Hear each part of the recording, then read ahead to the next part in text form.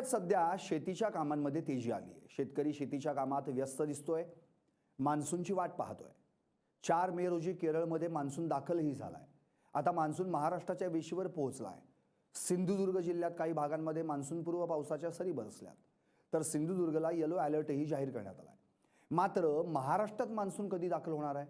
यंदा महाराष्ट्रात किती पाऊस पडणार आहे? शेतकरी कधीपासून पेरणी करू शकणार आहेत? यंदा पाऊस कमी पडणार असं का म्हटलं जातंय? या सर्व प्रश्नांची उत्तर पाहूयात या व्हिडिओतून। नमस्कार, मी संदीप चव्हाण आणि तुम्ही पाहताय एलएस मराठी।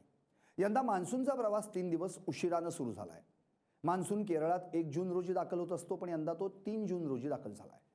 केरळमध्येच मान्सून उशिरा दाखल झाल्यानं महाराष्ट्रातही मान्सून 3 दिवस उशिराने दाखल होणार असल्याचं म्हटलं जातंय।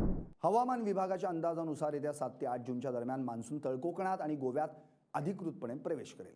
त्यानंतर मान्सूनचा प्रवास मुंबईच्या दिशेने सुरू होईल आणि साधारणपणे 11 ते 13 जूनच्या सुमारास मुंबई आणि परिसरात मान्सूनच्या सरी कोसळतील। कोकण किनारपट्टी व्यापल्यानंतर हा मान्सून पुढे सरकेल आणि 15 जूनपर्यंत पुणे, नाशिक, सातारा आणि कोल्हापूर या पश्चिम आणि मध्य महाराष्ट्रातील भागात सक्रिय होईल। त्यानंतर 15 ते 20 जूनच्या दरम्यान मान्सून विदर्भ आणि मराठवाडा व्यापून संपूर्ण महाराष्ट्रही व्यापेल।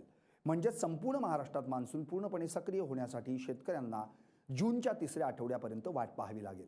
यंदा मात्र महाराष्ट्रासह देशात कमी पाऊस पडण्याची शक्यता आहे। हवामान खात्याने मान्सूनचा एकूण अंदाज आधीच्या 92% वरून कमी करून 90% वर आणलाय। याचा अर्थ असा की महाराष्ट्रातील अनेक भागांमध्ये, विशेषतः मराठवाडा, विदर्भ आणि मध्य महाराष्ट्रातील काही जिल्ह्यांमध्ये पावसाचं प्रमाण सरासरीपेक्षा 10 ते 12% कमी राहू शकतं। त्यामुळे जर काही ठिकाणी वेळेवर पाऊस पडला नाही तर शेतकऱ्यांवर दुबार पेरणीचं संकट उभं राहू शकतं। शेतकऱ्यांनी हवामान तज्ज्ञांच्या सूचनेनुसार पेरणी करावी। हवामान तज्ज्ञांच्या मते यंदा पाऊस कमी होण्यामागे आणि मान्सून रेंगाळण्यामागे एल निनो हे जागतिक हवामान संकट कारणीभूत आहे। प्रशांत महासागराच्या पृष्ठभागाचं तापमान अचानक वाढल्याने एल निनोची परिस्थिती निर्माण झाली आहे। जेव्हा जेव्हा एल निनो सक्रिय होतो तेव्हा त्याचा थेट आणि नकारात्मक परिणाम भारतीय मान्सूनवर होतो। एल निनोमुळे अरबी समुद्रातून येणारे बाष्पयुक्त वारे कमकुवत होतात आणि ढग योग्य गतीने पुढे सरकत नाहीत।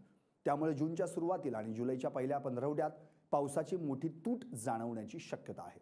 पावसाचा हा लहरीपणा, संभाव्य खंड आणि एल निनोचा प्रभाव पाहता कृषी विभागाने आणि हवामान तज्ज्ञांनी शेतकऱ्यांना पेरणीची घाई न करण्याचा अत्यंत कडक सल्ला दिला आहे।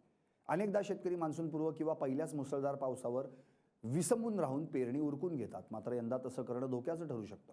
कृषी तज्ज्ञांच्या मते जूनच्या पहिल्या आणि दुसऱ्या आठवड्यात पाऊस पडून गेल्यानंतर पावसाचा मोठा खंड पडण्याची शक्यता आहे। अशा स्थितीत जर घाईघाईनं पेरणी केली आणि नंतर पावसानं ओढ दिली तर जमिनीत टाकलेलं बियाणं सडून किंवा कोमेजून जाण्याचा मोठा धोका निर्माण होऊ शकतो।